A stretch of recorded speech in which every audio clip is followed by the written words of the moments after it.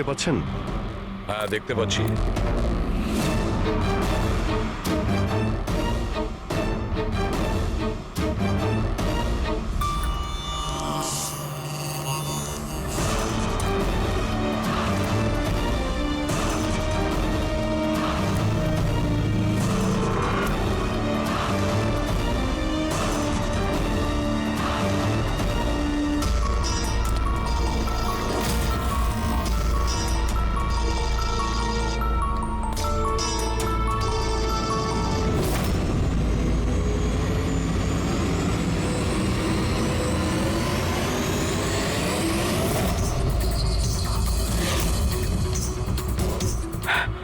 আমার সোনা, একদম চালাকি নয়, তা না হলে।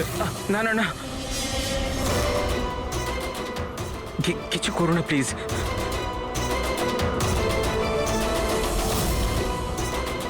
চল ব্যাগটা ফেল। কিন্তু আমার মেয়ে। প্রথমে টাকা, তারপরে হ্যাঁ, মেয়ে। ঠিক আছে ঠিক আছে।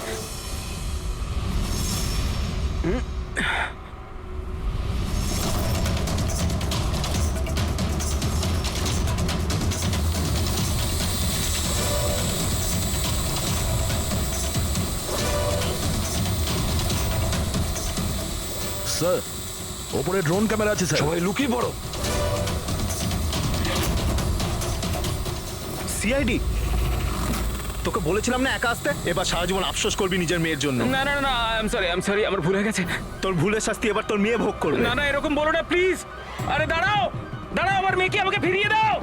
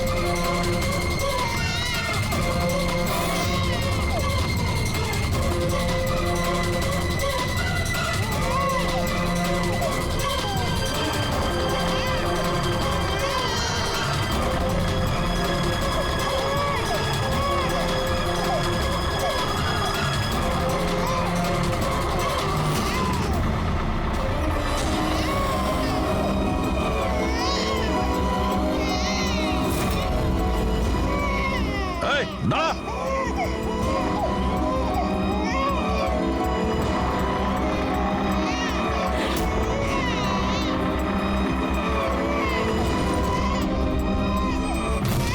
এই, এই।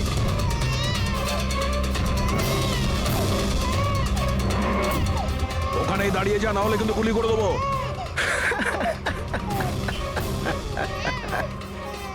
গুলি চালিয়ে দেবে তাই না? হ্যাঁ, গুলি চালিয়ে দেবে। এও বলছে সিআইডি আঙ্কেল মজা করছে, কিন্তু আমার গায়ে তো একটাও আঁচড় লাগবে না, কারণ বাচ্চাটা আমার কাছে আছে। আর এ যতক্ষণ আমার কাছে আছে, আমি জানি তুমি আমার উপর গুলি চালাতে পারবে না। চালাবে চালাবে।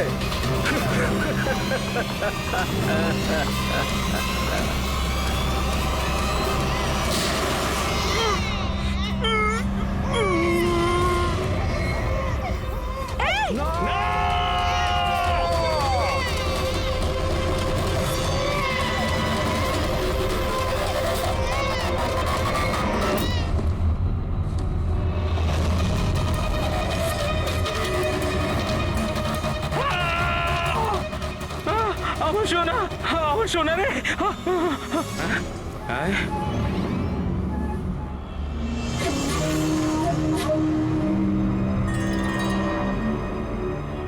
মাই গড,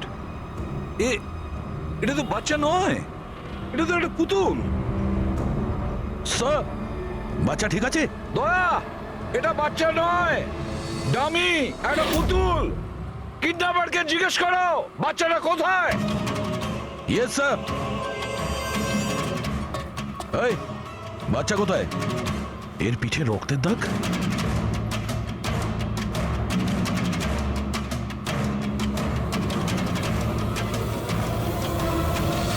এ তো মারা গেছে।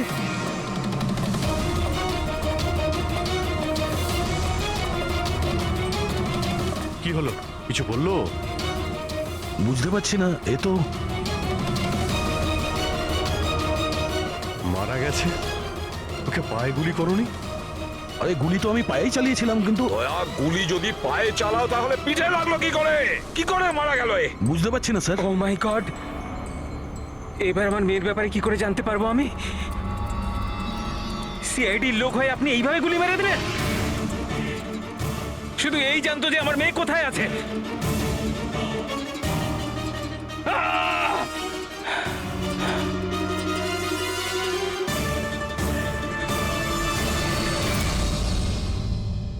স্যার, জিগার যে মারা গেছে তার সঙ্গে ফোনে কথা বলেছিল, কিন্তু ওই লোকটার কাছে আমরা কোনো ফোনই পাইনি।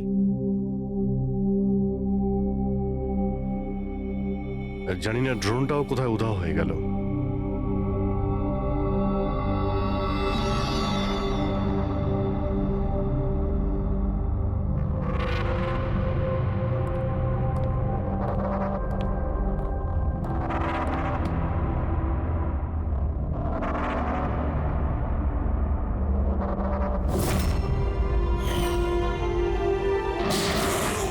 সিআইডির লোক হয়ে আপনি এইভাবে গুলি মেরে দিলেন? শুধু এই জানতো যে আমার মেয়ে কোথায় আছে। হ্যাঁ সালুকে, বস ওই লোকটি যে গুলিটা লেগেছে ওই গুলিটা দয়ার বন্দুক থেকেই ছোড়া হয়েছে।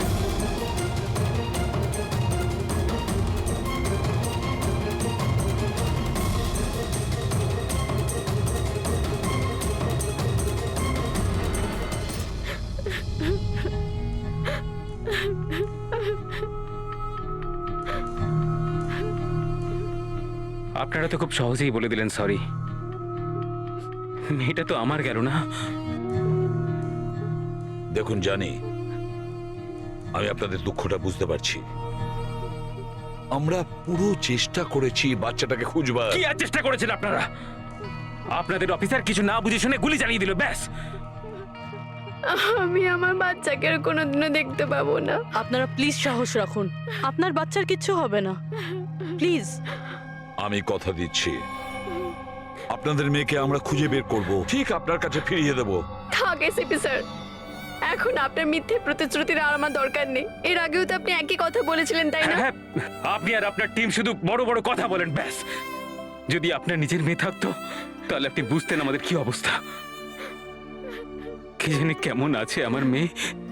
জানি না কেমন করে রেখেছি আমার বাচ্চাকে, জানি না কি অবস্থায় আছে আমার মেয়ে। আমার মেয়ে। নীলি, মেম সাহেবকে ভেতরে নিয়ে যাও প্লিজ। ম্যাডাম আসুন।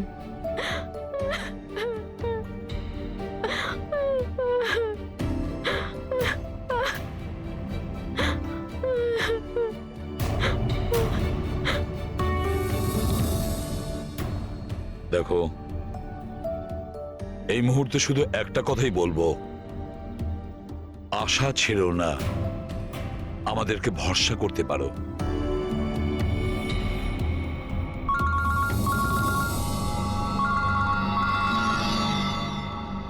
হ্যালো স্যার, এসিবি প্রদ্যুমান বলছি। কি হয়েছে স্যার? কিন্তু স্যার কি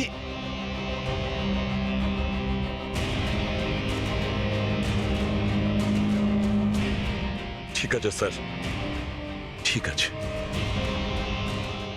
আমি দয়াকে অ্যারেস্ট করব।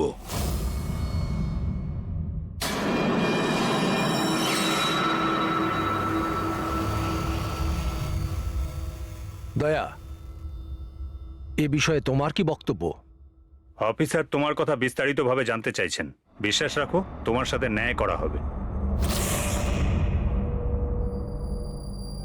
স্যার, আত্মপক্ষ সমর্থনের জন্য আমার কাছে কিছুই নেই। দেখুন অফিসার, গুরুত্বটা বুঝুন। সিআইডি অফিসারের বিরুদ্ধে খুনের অভিযোগ।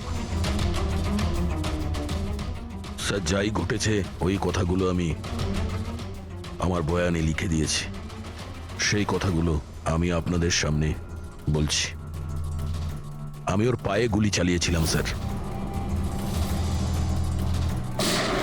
পিঠে গুলি আমি মারিনি। কিন্তু তোমার জন্যই একটা নিরীহ শিশুর প্রাণ বিপদে পড়ে গেছে। ওই দুধের শিশুটার প্রাণের চিন্তা আমারও আছে স্যার। ওই সময় যা কিছুই ঘটেছে তুমি আমাদের বিস্তারিতভাবে বলো।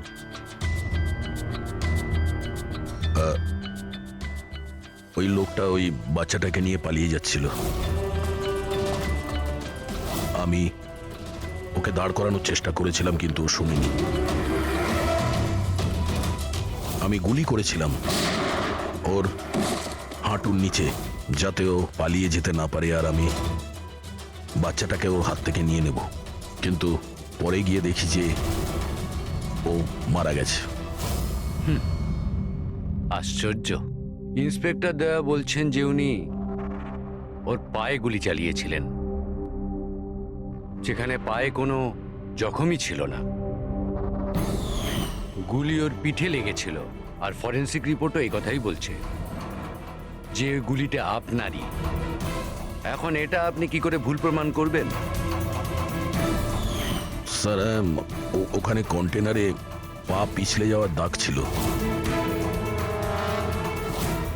আমার মনে হচ্ছে যে এরকম ঘটেছিল যে যখন আমি গুলি চালিয়েছিলাম ওর পা পিছলে গেছিল, আর ও নিজেকে সামলানোর চেষ্টা করছিল, আর ও নিচের দিকে ঝুঁকে পড়েছিল। আর হতে পারে সেই সময় গুলি ওর পিঠে লেগেছে, কিন্তু আমি গুলি ওর পায়েই করেছিলাম। মানে আপনি মানছেন তো যে আপনার গুলি ওর পিঠে লাগতে পারে, যার কারণেও মারা গেছে? হতে পারে স্যার, কিন্তু আমি জেনে বুঝে ওকে মারিনি। দেখো, অজান্তেই মারো বা জেনে বুঝেই মারো, ও তো মারা গেছে না। তাও একটা নিরস্ত্র মানুষের উপর গুলি চালিয়ে দিলে তুমি। ব্রেকিং নিউজ, সিনিয়র অফিসার দয়া এখন কাঠগড়ায়, আর এই অপরাধ থেকে মুক্তি পাওয়াটা দয়ার জন্য একটু অসুবিধাজনক হবে। কিছু মানুষ এটাও বলছেন যে সিআইডি সিনিয়র ইন্সপেক্টর দয়াকে বাঁচানোর জন্য প্রমাণগুলো লোপাট করার চেষ্টা হতে পারে, যখন সমস্ত প্রমাণ তার বিরুদ্ধে রয়েছে। আর সিনিয়র ইন্সপেক্টর দয়া নিজেকে নির্দোষ প্রমাণ করার জন্য সবকিছু করতে পারেন। সূত্রে এটাও জানা যাচ্ছে যে চুপচাপ দাঁড়িয়ে রয়েছে, মানে যা খুশি বলবেন আপনারা। কি মনে করেন কি আপনারা? দেখুন, আমরা সত্যি কথাই বলছি আর সত্যিটাই জানার চেষ্টা করছি। সকলের সামনে সত্যিটা তুলে ধরাই আমাদের কাজ। জানেন আপনি, হ্যাঁ? সম্বন্ধে মুখে চা আসছে তাই বলে যাচ্ছেন। নয়তো কি করবেন আপনি? মারবেন আমাদের? আপনি এরকম করতে পারেন না। আপনি আপনাদের মুখ নিয়ে বাইরে গেলেন। আপনি সত্যি কথা বলছেন। মিডিয়াকে হাত তুলছেন। শান্ত হয়ে আমার কথা শুনুন। কি করছো তোমরা? হ্যাঁ, আরে ওরা মিডিয়া, সব কিছু বাড়িয়ে চড়িয়ে দেখায়, বোঝো? নিজেদের কন্ট্রোল করো না তোমরা। আপনারা কারোর উপর দোষ তো দিতে পারেন না, এখন তো ব্যাপারটা শেষ হয়নি। এরকম আপনারা করবেন না। আপনি এটা বলুন, যদি ব্যাপারটা সত্যি হয়ে থাকে তখন আপনি কি বলবেন? হ্যাঁ, এটা আমাদের দায়িত্ব, আর আমরা দায়িত্বটা খুব ভালো বুঝি ম্যাডাম। আর আপনারা প্রত্যেকটা প্রশ্নের উত্তর পাবেন, প্লিজ। মিস্টার দয়া, এই কেসটা এখনো সমাধান হয়নি। যতদিন না সমাধান হচ্ছে তোমাকে জেলে থাকতে হবে। জেল? আরে স্যার, এটা আপনি কি বলছেন? স্যার, দয়া নির্দোষ, আমরা সবাই জানি। ও ইচ্ছে করে করেনি স্যার। তাহলে প্রমাণ করুন উনি নির্দোষ। এখনো পর্যন্ত একটাও প্রমাণ, একজনও সাক্ষী সামনে আসেনি যে বলতে পারে যে খুন দয়ার গুলি থেকে হয়নি। দয়া নিজেই সেটা স্বীকার করছে যে ওই গুলিটা হয়তো ওনার বন্দুক থেকেই ওর পিঠে লেগেছে।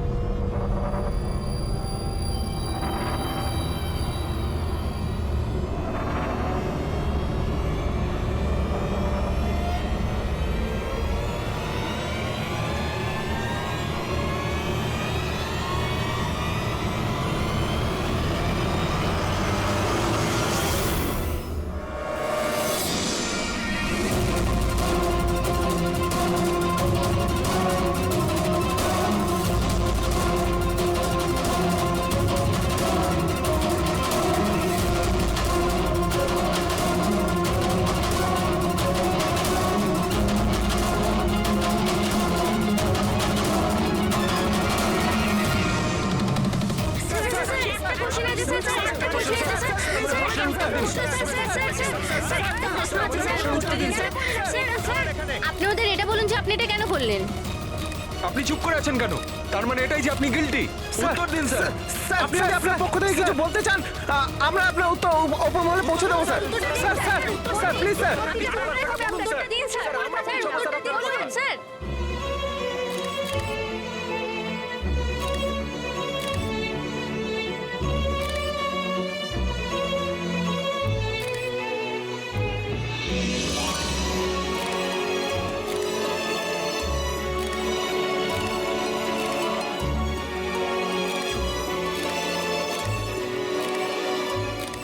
আপনারা দেখতে পাচ্ছেন অফিসার দয়া নিজের কার্যকলাপে লজ্জিত। লজ্জায় ওনার মাথা নিচু হয়ে গেছে। আমাদের অনেক জিজ্ঞাসাবাদের পরও ওনার মুখ থেকে কোনো কথা বেরোয়নি। দয়া স্যারকে হাত করা পড়ে দিয়েছে। এরা এরা কোথায় নিয়ে যাচ্ছে দয়া স্যারকে? জেল আবার কোথায়? স্যার কিছু বলুন না স্যার। স্যার দয়া স্যারকে আটকান না স্যার প্লিজ।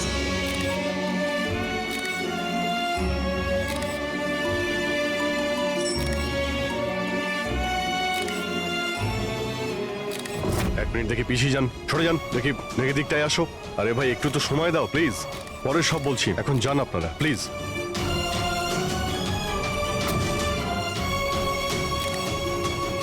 কয়েকটা দিনের ব্যাপার দয়া, আমরা চেষ্টা করছি, তুমি ভয় পেও না। ঘাবড়ানোর তো কোনো ব্যাপারই নেই ভাই। না কোনো ভয় আছে, না কোনো গ্লানি। আফসোস তো ওই একটা ব্যাপারেই যে ওই বাচ্চাটার ব্যাপারে কোনো খোঁজ পেলাম না।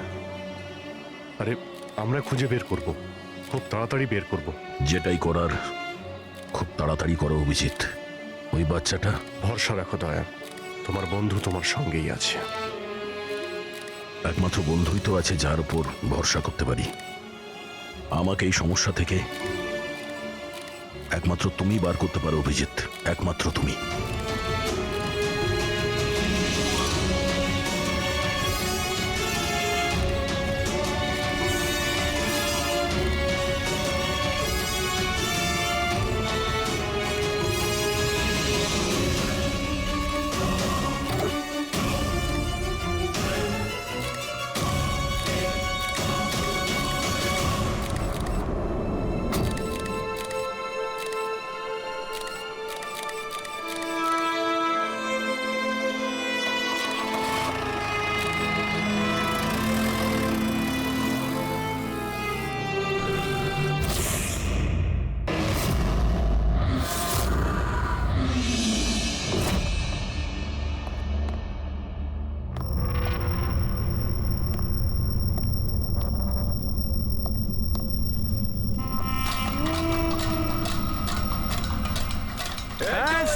খুব চর্বি হয়ে গেছিল, এখন নিজেই জেলে এসে গেছি। এতদিন নিজে আসামি ধরতিস, এখন কেমন লাগছে আসামি হয়ে এখানে ঢুকতে? দেখ কেমন লাগে। ইন্সপেক্টর দয়া, আসামির পিছনে ছুটে বেড়া। এখন দেখ তুই জেলে চক্কর কাটছিস, দেখ এবার কেমন লাগে। আমরা কিভাবে জীবন কাটাই দেখ এখানে। তোকে নাকি আসামিরা ভয় পায়, এবার তুই টের পাবি আসামিদের জীবন কি হয়।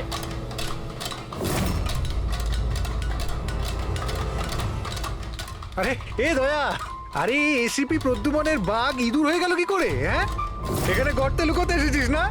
আরে ওই আরেকটা ইঁদুর কোথায়? আরে ওই কি যেন নাম ওর? হ্যাঁ অভিজিৎ। আরে ও কোন গর্তে লুকিয়ে আছে? বের হয়ে গেল তো তোদের সমস্ত সিআইডি গিরি। হ্যাঁ এখন কি করবি? শাড়ি পরে সিগন্যালে সিগন্যালে নাচানাচি করবি? হ্যাঁ চুপ। আরে দয়া বল না, আরে গর্তে লুকোতে এসেছিস নাকি? আরে বল না, ভয় পাচ্ছিস কেন? এই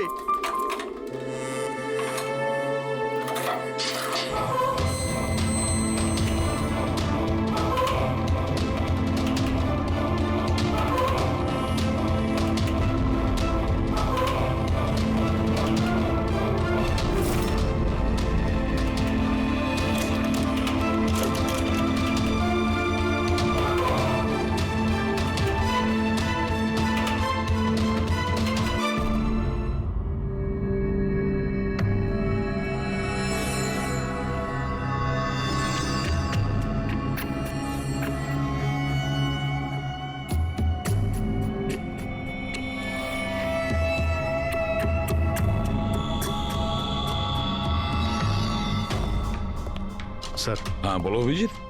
স্যার আসলে আমার শরীরটা ভালো লাগছে না, তাই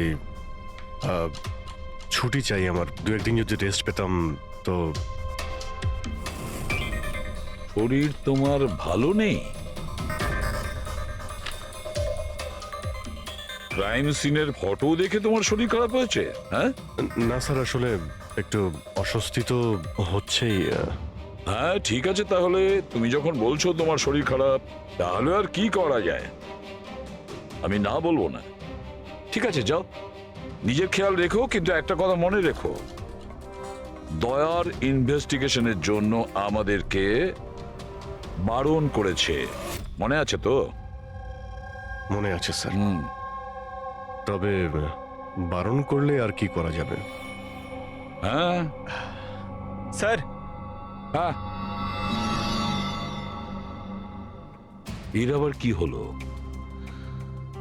স্যার ওই শরীরটা খারাপ লাগছে আমার, কেমন বুক ধড়ফড় করছে, ওই মাথায়ও ব্যথা করছে, পেটেও কেমন গুড়গুড় করছে, মনে হচ্ছে ডক্টর দেখাতে হবে স্যার। ক্রাইম সিনের ফটো আবার তুমি দেখোনি তো? হ্যাঁ, আমিও যখন ডাক্তারের কাছে যাচ্ছি ওকেও তাহলে নিয়ে যাই। হ্যাঁ হ্যাঁ, ওকেও নিয়ে যাও সঙ্গে। আচ্ছা, কিন্তু কাল আমি রিপোর্ট দেখব, মেডিকেল রিপোর্ট।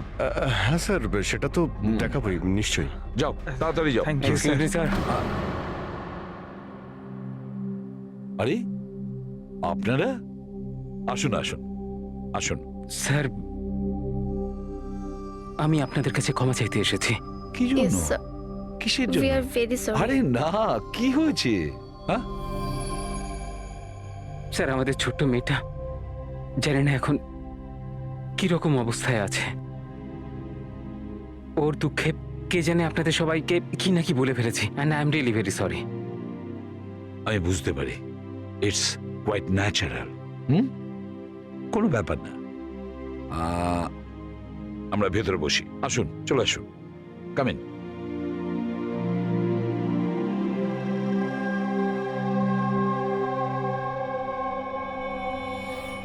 অভিজিৎ স্যার, কোথা থেকে শুরু করব? ক্রাইম সিন থেকে।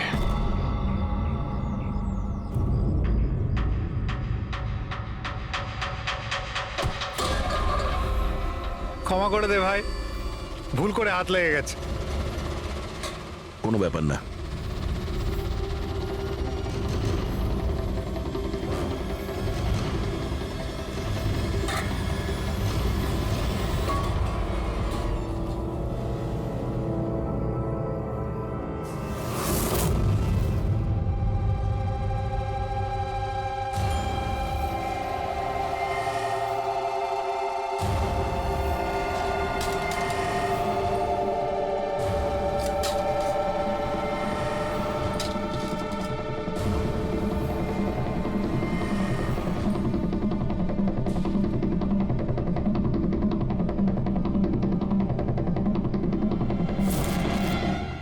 কি হলো ভাই, শরীর ঠিক আছে তো?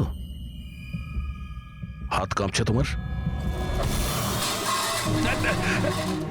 সরি ভাই, আরেকবার হাত লেগে গেল। চল খাবার দে।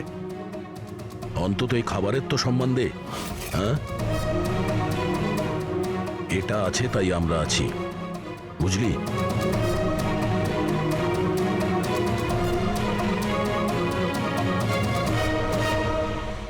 খাবার দে।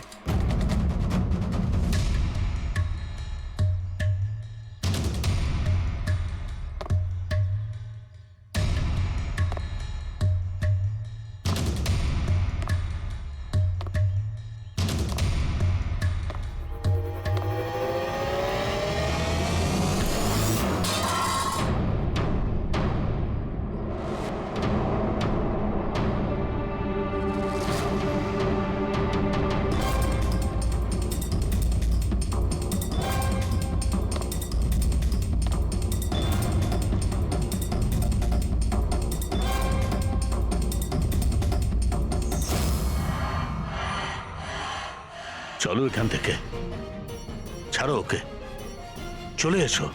অনেকক্ষণ থেকে এদের নাটক দেখছি আমি। যা বলছি বোঝার চেষ্টা করো দয়া, চলো এখান থেকে। দেখো কাকা, বয়স হয়ে গেছে, সাইড হয়ে যাও। দয়া, বোঝার চেষ্টা করো, এরা তোমাকে উস্কানোর চেষ্টা করছে।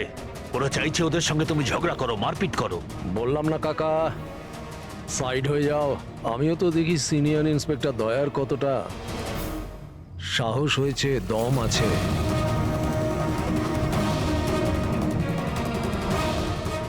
না দয়া, কিছু করো না, চলো চলো এখান থেকে। দয়া, দয়া চলো চলো এখান থেকে, চলো বলছি।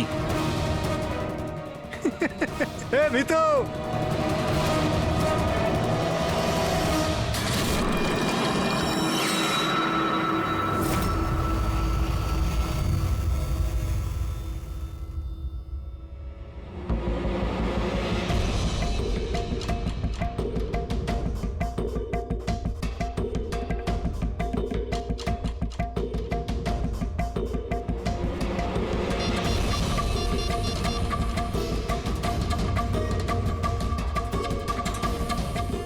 কাজ হয়ে গেছে, নিশানা একদম সঠিক জায়গায় লেগেছে। ডক্টর সালুখে, এবারেই নতুন জিনিসটা আবার কি? এটাকে এএলএস বলে ফ্রেডি, অল্টারনেটিভ লাইট সোর্স, বৈকল্পিক প্রকাশ উৎস। শরীরের ভেতরে যে ক্ষত সৃষ্টি হয় তার পরীক্ষা এর সাহায্যেই করা হয়। এই দেখো বস, এইখানে কিছু দেখতে পাচ্ছ? এটা তো চোট লেগেছে মনে হচ্ছে। এক্স্যাক্টলি বস, এটা চোটেরই চিহ্ন, শরীরের ওপরের চামড়ার ভেতরের দিকে। ও, এর চামড়ার ভিতরে এত রকম দাগ এলো কিভাবে? এ শরীরে অনবরত আঘাত করার জন্য এগুলো হয়েছে।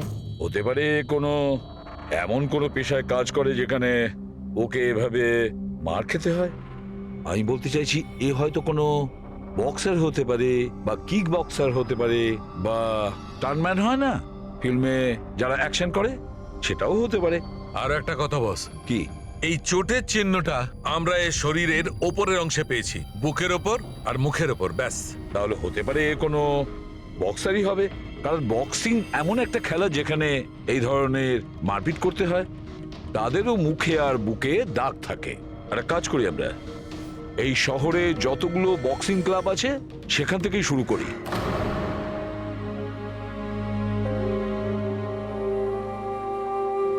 কেন ওদের উপর রেগে যাচ্ছিলে? ওরা তো এটাই চাইছিল যে তুমি ওদের সঙ্গে ঝগড়া করো। প্রায়শই অপরাধী পুলিশকে, সিআইডিকে ঘৃণা করে। আপনিও করেন নাকি ঘৃণা? এখানে যারা আছে তারা সবাই ভাবে যে বিনা কারণে আমরা এদের জেলে পাঠিয়ে দিয়েছি। হয়তো আপনারও এটা মনে হয়। একদম নয়, আমি তো সিআইডি লোকেদের সম্মান করি। গর্ব কেন? কারণ আমার ছেলেও খুব বড় একজন অফিসার ছিল, সাব ইন্সপেক্টর অনিল। হ্যাঁ, কিন্তু কি হয়েছে ওর? ওকে ওকে 26শে নভেম্বর গুলি করে মেরেছে। ছেলের শোকে ওর মা ডিপ্রেশনে চলে যায়। ওকে কিছুতেই বোঝাতে পারছিলাম না যে ওর ছেলে আর এ জগতে নেই। সেই শোকে ও দুবার আত্মহত্যা করার চেষ্টা করেছিল,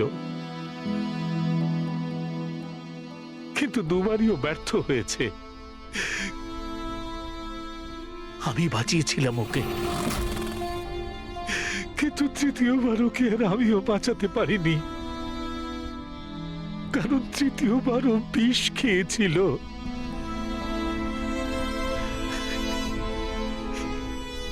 লোক মনে করছিল আমি আমার স্ত্রীকে খুন করেছি।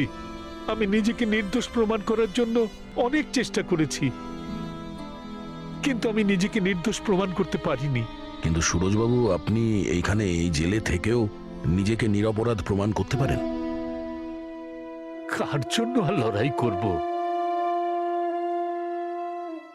আমার তো এই পৃথিবীতে আর কেউ নেই, না আছে বাড়ি,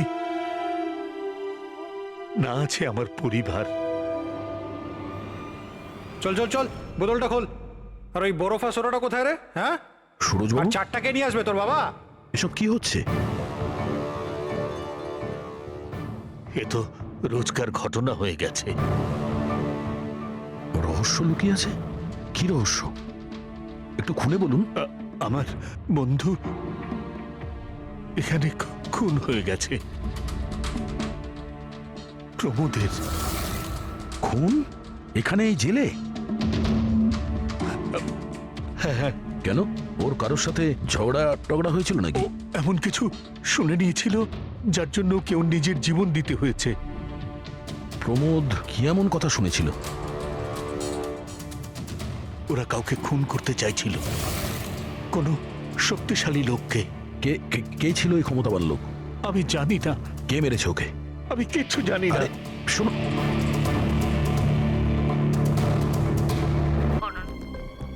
50 কোটি?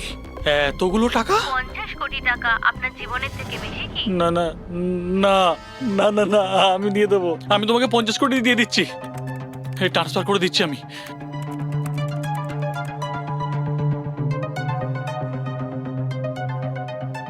দেখো, এই অ্যাকাউন্টে 50 কোটি টাকা আমি ট্রান্সফার করে দিয়েছি। দেখো, এবার আমাকে যেতে দাও। ঠিক আছে বস, এবার আপনি যেতে পারেন। দরজা খোলা আছে। আরে আরে বাহ, দরজা খোলা আছে।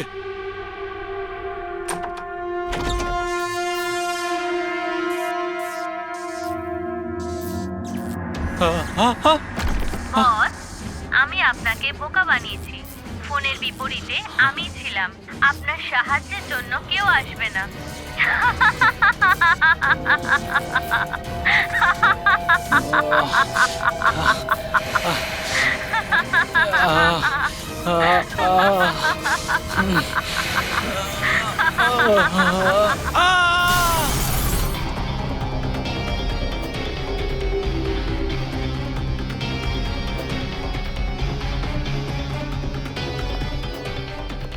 স্যার, এই ঝাড়বাতির হুক তো একদম ঠিক আছে।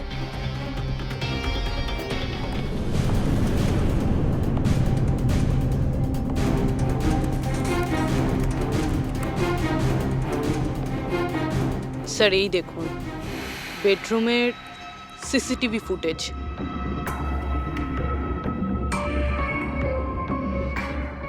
মনে হচ্ছে কারো হাত থেকে বাঁচার জন্য ও ওই রুমে যায় আর ভিতর থেকে দরজাটা লক করে দেয়। একবারে এই রাজেশের ওয়াইফের সঙ্গে কথা বলা যাক।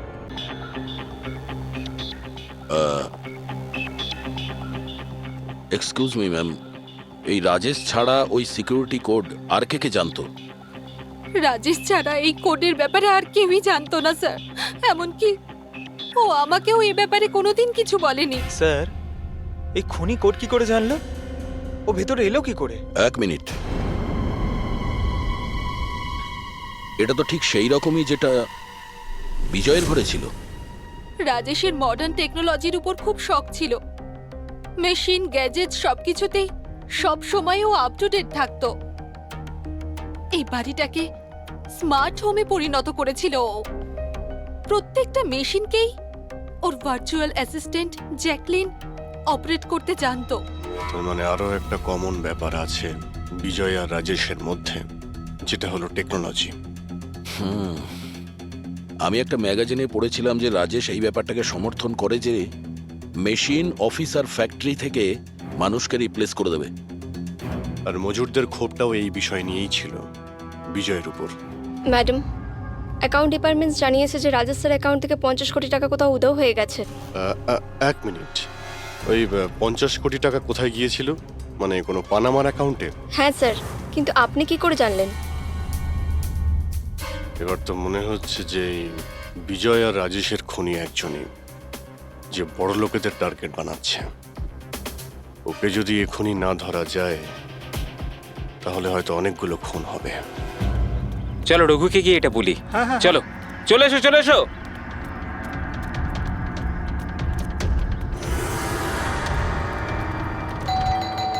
আরে রঘুদা, দরজা খোলো। আরে রঘুদা, দরজা খোলো। রঘুদা, দরজা খোলো। রঘু ভাই,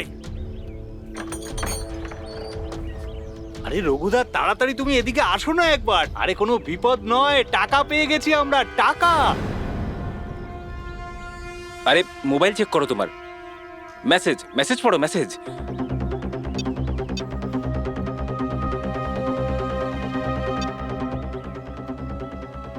টাকা।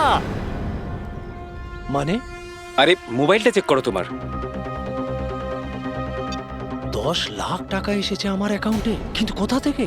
এই যে আমার অ্যাকাউন্টে কেউ 10 লাখ টাকা দিয়েছে? শুধু তোমার অ্যাকাউন্টেই নয় দাদা, আমাদের সবার অ্যাকাউন্টেই 10 লাখ টাকা ঢুকেছে। 10 লাখ। রঘুদেব, আমরা তো বড় লোক হয়ে গেলাম। এবার না জীবনের সব স্বপ্ন পূরণ করব আমরা। আমি তো ঠিক করেই নিয়েছি দাদা, একটা দামি গাড়ি কিনবো। আমি আমার বউকে নিয়ে বিদেশে যেতে চাই। ব্যাস। এক মিনিট, অত লাফানোর মতো কিছু হয়নি। এতগুলো টাকা আমাদের অ্যাকাউন্টে এলো কি করে? আরে কি যায় আসে, যেখান থেকে হোক এসেছে। আমার ব্যাপারটা সুবিধের লাগছে না। আমার মনে হয় যে সিআইডি কে ফোন করা উচিত। কথায় আছে না, ওপরওয়ালা যখনই দেয় 2 হাত ভরে দেয়। এমনটাই হয়েছে বারোলিয়ায় অবস্থিত বস্তিতে থাকা কিছু শ্রমিকদের সাথে। গতকাল পর্যন্ত যেখানে এদের কাছে খাওয়ার জন্য কিছুই ছিল না, কিন্তু আজ সেই শ্রমিকদের অ্যাকাউন্টেই কোনো এক ভালো মানুষ 10 লাখ টাকা পর্যন্ত দিয়ে দিয়েছে। কিন্তু টাকাটা কোথা থেকে এসেছে, কে দিয়েছে, সেটা এখনো সঠিকভাবে কিছু বলা যাচ্ছে না। এবার আমরা চোখ রাখবো পরবর্তী বিশেষ খবরে। স্যার, সব টাকাটাই শ্রমিকদের কাছে পানামা অ্যাকাউন্টটা থেকেই এসেছে। যা বাবা, 10 লক্ষ টাকা! সে যেই হোক, সে প্রথমে বিজয় আর রাজেশকে খুন করেছে, আর তারপরে ওদেরই টাকা, মানে বিজয় আর রাজেশের টাকা গরিবদের কাছে বিলিয়ে দিয়েছে। কিন্তু স্যার, এই যেই হোক, এই উদারমনস্ক খুনি এইরকম টাইট সিকিউরিটির বাড়িতে ঢুকলো কি করে? দয়া, তুমি একটা ব্যাপার নোটিস করেছো? এই বিজয় আর রাজেশ দুজনেরই টাইট সিকিউরিটিতে ঘেরা বাড়ি আর্টিফিশিয়াল ইন্টেলিজেন্সে চলতো। আর দুজনের বাড়িতেই একই ভার্চুয়াল অ্যাসিস্ট্যান্ট ছিল, জ্যাকলিন। হ্যাঁ স্যার। তো হতে পারে যে এই ধূর্ত খুনি এই আর্টিফিশিয়াল ইন্টেলিজেন্সকে হ্যাক করেছিল, আর এই জ্যাকলিনকে ওর মালিকের বিরুদ্ধে প্রোগ্রাম করেছিল। হতে পারে। আচ্ছা, ওই জ্যাকলিন আর ওই সফটওয়্যার কোন কোম্পানির? স্যার, খুব বিখ্যাত কোম্পানি বিওটি টেকনোলজিসের মালিক মিস্টার অরবিন্দ। এই জ্যাকলিন উনিই বের করেছেন। I see. তাহলে ওই জ্যাকলিনের পিছনে অরবিন্দ আছে। অরবিন্দ। এরপরে কোনো এক্সকিউজ কিন্তু আমি শুনবো না। প্লিজ তোমরা কাজের প্রতি সিরিয়াস হও। মিস্টার অরবিন্দ। হ্যাঁ, আমরা সিআইডি থেকে আসছি, আপনার কাছে কিছু প্রশ্ন জিজ্ঞাসা করব। সরি, এই সময় আমি একটু বিজি আছি। কালকে সন্ধেবেলা আপনারা আসুন। মিস্টার অরবিন্দ, বেশি ওভার স্মার্ট হওয়ার একদমই চেষ্টা করবেন না। দুটো খুন হয়েছে। ভাগ্য ভালো যে আমরা এখানে কথা বলতে এসেছি। এরপর জিজ্ঞাসাবাদ কিন্তু সিআইডি ব্যুরোতেও হতে পারে। কথাটা বুঝতে পারলেন? আপনারা আসুন না, বসুন না। কি নেবেন, চা কফি? এই এখানে দাঁড়িয়ে আছো কেন? যাও চা কফি নিয়ে ভার্চুয়াল অ্যাসিস্ট্যান্ট জ্যাকলিন, যেটা আর্টিফিশিয়াল ইন্টেলিজেন্স দিয়ে চলে, আপনি বানিয়েছেন? হ্যাঁ, আমিই বানিয়েছি। আর এই ক্রিয়েশনটা নিয়ে আমি খুব প্রাউড ফিল করছি। ইনফ্যাক্ট আমি তো এটাই বলবো যে আপনারা সিআইডির লোকেরাও এই পুরনো ব্যুরো সরিয়ে স্মার্ট ব্যুরো বানিয়ে নিন, আর আপনাদের এই কিছু অফিসারকে সরিয়ে দিন। হ্যাঁ, আর আপনাদের যত এই মার্ডার কেসেস আছে সেগুলো সফটওয়্যার দিয়ে সলভ করুন, তাই না? তোমার মনে হচ্ছে যে এই সফটওয়্যার দিয়ে মার্ডার কেস খুব সহজেই সলভ হয়ে যাবে? নিশ্চয়ই। তাহলে তো এটাও হতে পারে যে এই সফটওয়্যারের সাহায্যে কেউ খুনও করতে পারে, তাই তো? আমি কিছু বুঝতে পারছি না। তোমার অনেক ক্লায়েন্ট তো ইউজ করে না এই ভার্চুয়াল টেকনোলজি, হ্যাঁ, ভার্চুয়াল অ্যাসিস্ট্যান্ট। তাহলে এটা কি সম্ভব নয় যে ওটাকে হ্যাক করা যায়, আর হ্যাক করার পরে এই ভার্চুয়াল অ্যাসিস্ট্যান্টকে দিয়ে নিজের মালিককেই মেরে দেওয়া যায়? যেই টেকনিকটা ব্যবহার করে আমি জ্যাকলিনকে বানিয়েছি সেটা হ্যাক করা ইম্পসিবল। যদি আপনার টেকনিক এতটাই ফুল প্রুফ হয়, তাহলে ওদের স্মার্ট হোমের যতগুলো গ্যাজেট আর যতগুলো সিস্টেম, সেগুলো হ্যাক কি করে করলো? স্যার, আমার মনে হচ্ছে ওই লোকেরা সেটিংটাই কিছু করেছে, নইলে আমার এই টেকনোলজি তো একদম ফুল প্রুফ। যতটাই ফুল প্রুফ হোক বা সিকিউর, এই যে হ্যাকাররা থাকে না, ওদের কিন্তু বেশিক্ষণ লাগে না এগুলো হ্যাক করতে।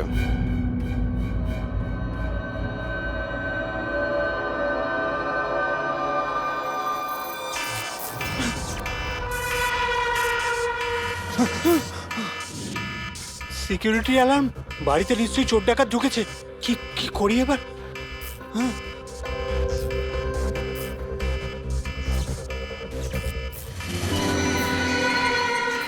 ও মাই গড, এর কাছে তো বন্দুক আছে।